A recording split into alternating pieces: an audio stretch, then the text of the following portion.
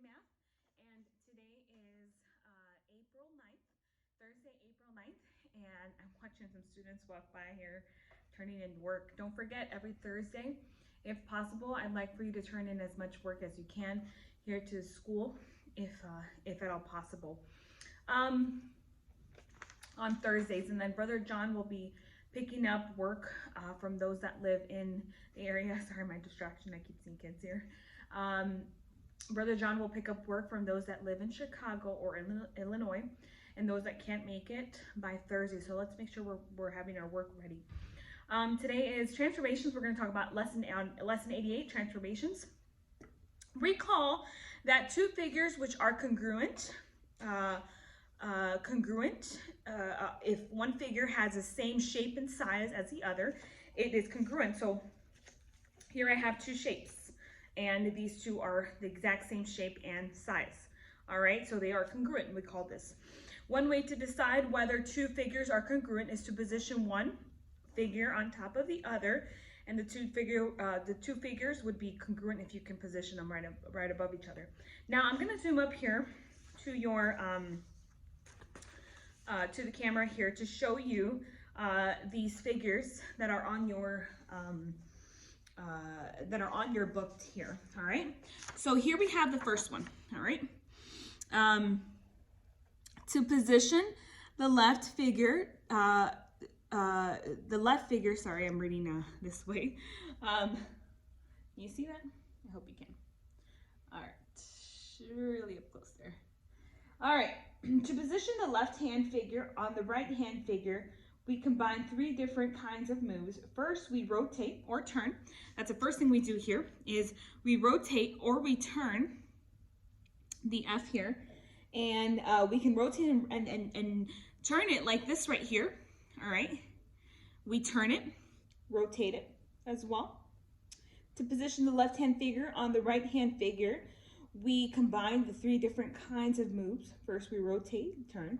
Then the left-hand figure, we do a quarter turn. So a quarter turn is 90 degrees. And that right there would be, we turn it. And then right here, we would do the last one here, rotation, to see if they are the same shape and size. Does that make sense? So the first thing we do to this F, and I'll zoom it up here, is we again, like we said, we combine three things here. We rotate, we translate, and this is the original image, right? Then we rotate this image right there. We rotate the F that was right there.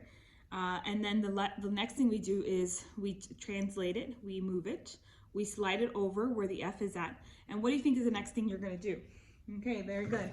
The next thing you're gonna do is you're gonna flip it, all right? To see if it's the same shape or size as the other F, right? Now, recall that the three different kinds of moves that we have discussed are called transformations. We tell them, we tell them in the following order here in table. The first name here, I hope you can see, I'm not sure if you can read it. I can't read it this way, but maybe you can, all right? Translation is the first thing. And translation, another word for translation is, it's not blurry there. Translation. Another word from translation is sliding a figure in one direction without turning the figure. Then the other one's reflection. Reflection is reflecting a figure as a mirror or flipping a figure over in a certain line. And then the last one is rotation, all right? Rotation, and that one is turning a figure about a certain point.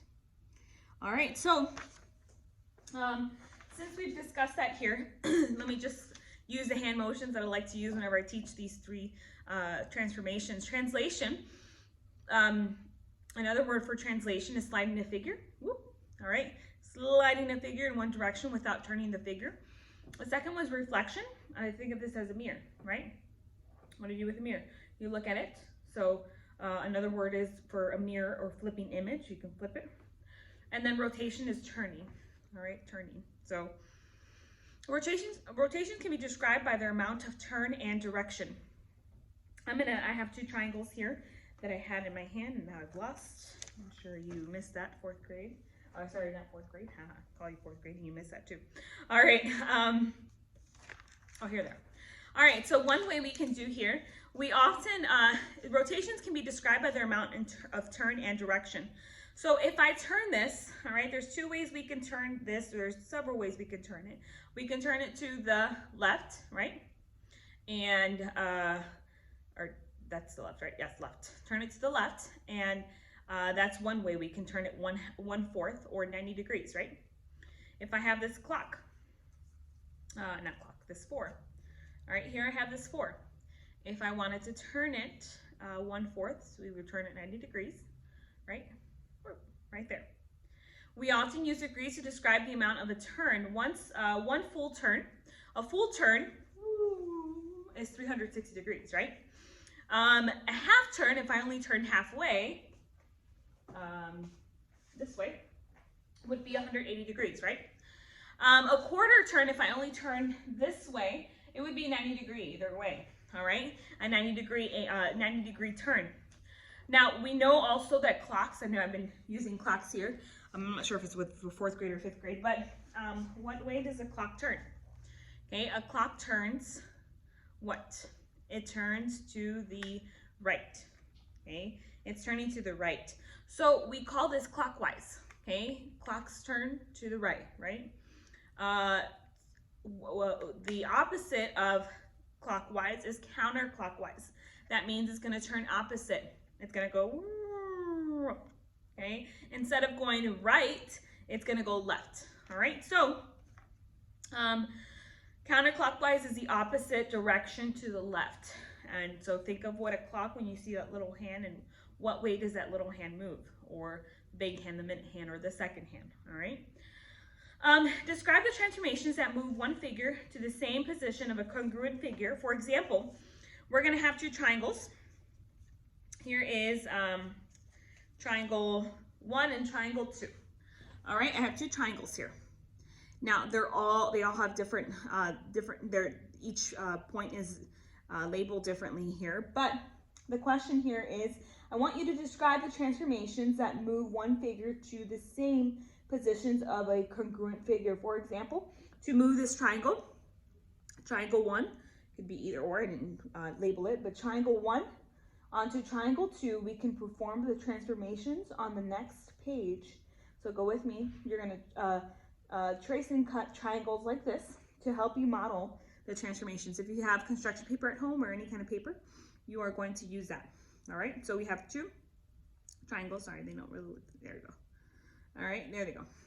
So look with me. I'm gonna go over here briefly here to triangle A and triangle 1 and triangle 2. So this is the position that the triangle would look like. This is the first triangle, and this is the second one. All right, so translate triangle 1, we'll call this triangle 1, so that it is on point A, so point A is on point B, all right?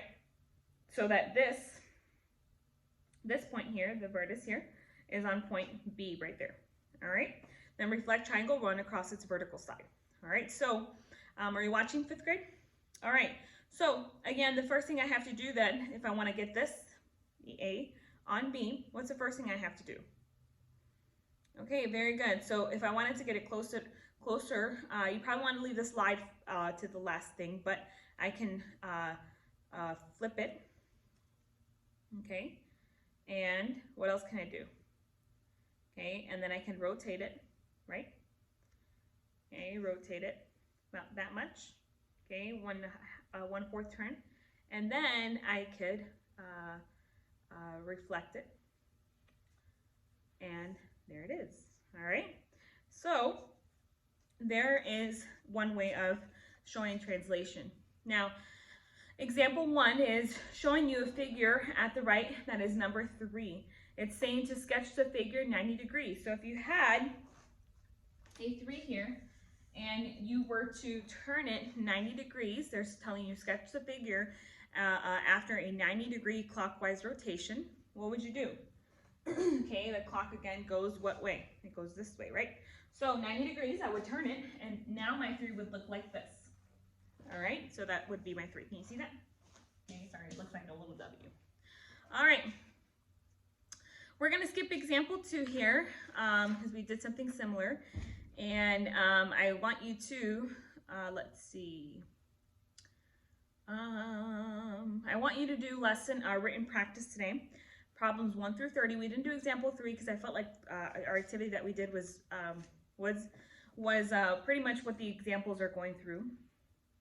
So I want you to do written practice numbers 1 through 30 today for the rest of the hour here, for the math hour. That's on pages 577 to pages 579. If you have any questions, please don't hesitate to ask me. I miss you all. Have a good day. Bye-bye.